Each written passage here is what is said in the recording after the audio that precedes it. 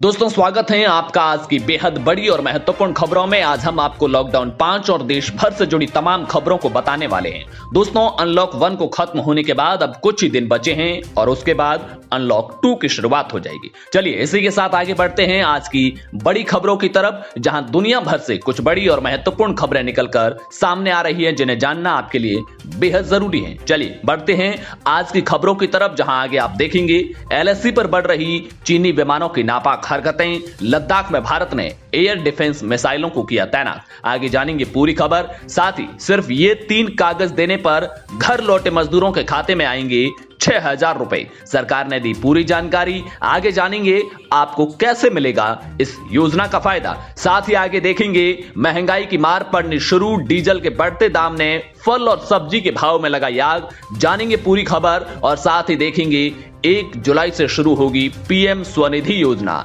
रेहड़ी पटरी वालों को मिलेगा सस्ता कर्ज। जानने के लिए बने रहिए वीडियो के साथ अंत तक। लेकिन उससे पहले इस वीडियो को बनाने में मुझे बहुत मेहनत लगती है, तो मेरी इस मेहनत के लिए इस वीडियो को एक लाइक जरूर कीजिए। चलिए बिना देरी किए आगे चलते हैं, आपको आज की सबसे पहली और बड़ी खबर की ओर लिए चलते हैं। एलएसी पर बढ़ रही चीनी विमानों की नापाक हरकतें, लद्दाख में भारत ने एयर डिफेंस मिसाइलों को किया तैनात। भारत और चीन के बीच पूर्वी लद्दाख में तनाव कम होने की बजाय बढ़ता जा रहा है। लाइन ऑफ एक्चुअल कंट्रोल यानी कि एलएसी पर चीन के लड़ाकू विमानों और हेलीकॉप्टर्स की बढ़ती गतिविधियों के बीच भारत ने अत्याधुनिक एयर डिफेंस मिसाइलों को पूर्वी लद्दाख में तैनात कर दिया है। यदि चीन के किसी भी विमान ने एलएसी को पार किया तो इन मिसाइलों के जरिए उन्हें हवा में ही ध्वस्त कर दिया जाएगा। सरकारी सूत्रों ने न्यूज एजेंसी एएनआई को बताया कि सीमा पर मौजूदगी और ताकत को बढ़ाने के क्रम में भारतीय सेना और इंडियन एयरफोर्स ने एयर डिफेंस सिस्टम को तैनात कर दिया है, ताकि पीपल्स लिबरेशन आर्मी के लड़ाकू विमान या हेलीकॉप्टर यदि कोई दुस्साहस करते हैं तो उन्हें हवा में ही ध्वस्त कर दिया जा सके। सूत्रों ने बताया कि भारत को जल्द ही एक मित्र देश से बेहद शक्तिशाली एयर डिफेंस सिस्टम मिलने जा रहा है, जिसे तैनात किया जा सकता है और इससे पूरे इलाके की रक्षा होगी। दुश्मन के किसी भी विमान को रोका जा सकता है। सूत्रों ने बताया कि चीन के हेलीकॉप्टर्स एलएसी के बेहद करीब उड़ रहे हैं। मौजूदा तनाव वाले सभी स्थानों पर चीनी विमान उड़ रहे हैं, जिनमें दब सेक्टर नॉर्थ यानी कि दौलत बेग ओल्डी सेक्टर, गलवान घाटी, पेट्रोलिंग पॉइंट 14, 15, 17 और 17A के अलावा पेंगोंग, त्सुफिंगर 3 और इलाके के नजदीक ये विमान उड़ रहे हैं। भारत के बेहद तेज एयर डिफेंस मिसाइलों में आकाश मिसाइल भी शामिल हैं, जो बेहद तेज गति से उड़ रहे हैं। लड़ाकू विमानों और ड्रोन को भी कुछ ही सेकंड में मारकर जमीन पर गिराया जा सकता है।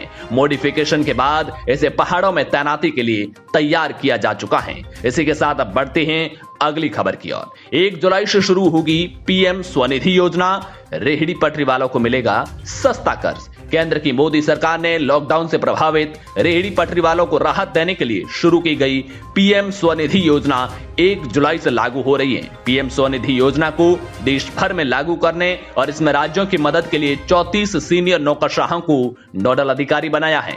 लॉकडाउन से प्रभावित हुए रेहड़ी पटरी वालों को रोजगार फिर से शुरू करने की मदद के लिए प्रधानमंत्री स्ट्रीट वेंडर्स आत्मनिर्भर निधि यानी कि पीएम स्वनिधि योजना शुरू की गई है।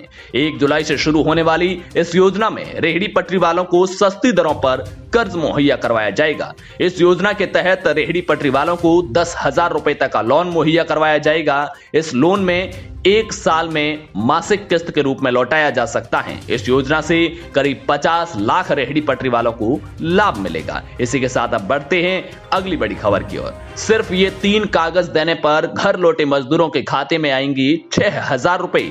केंद्र सरकार ने दी मंजूरी। देश में करीब 10 करोड़ किसानों के लिए बड़ा सहारा बनी प्रधानमंत्री किसान सम्मान निधि स्कीम का फायदा अब प्रवासी मजदूर भी उठा सकेंगे।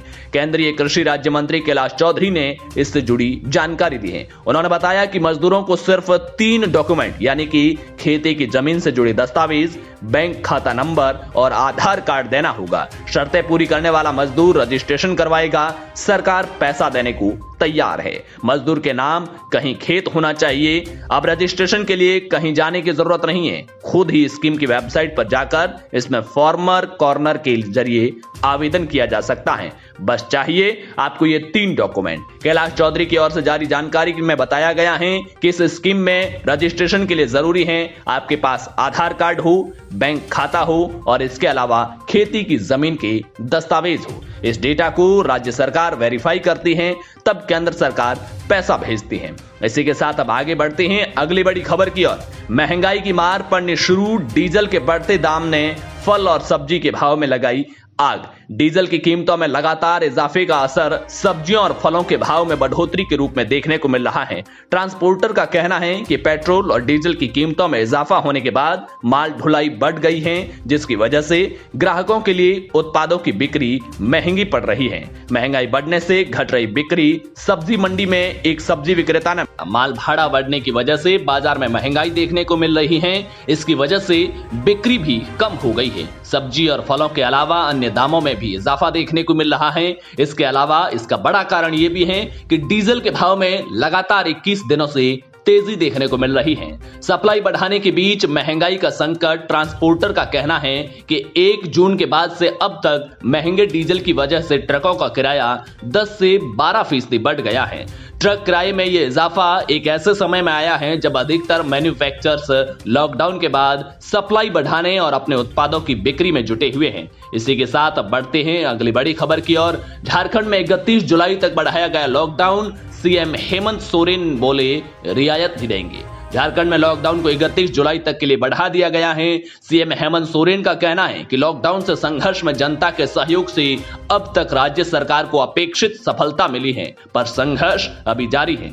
उन्होंने कहा कि स्थिति की गंभीरता को देखते हुए राज्य सरकार ने लॉकडाउन 31 जुलाई तक बढ़ाने का फैसला किया है। हालांकि सीएम ने कहा जनता को बीच बीच में रियायतें मिलती रहेगी। नए आदेश के मुताबिक पहले जिन गतिविधियों पर प्रतिबंध था वो आगे भी जारी रहेगा, यानी धार्मिक स्थानों पर लोगों के जमा होने की मनाही होगी। सामाजिक, राजनीतिक, शैक्षणिक कार्यक्रम नहीं हो सकेंगे। स्कूल, कॉलेज और दूसरे शिक्षण संस्थान बंद रहेंगे।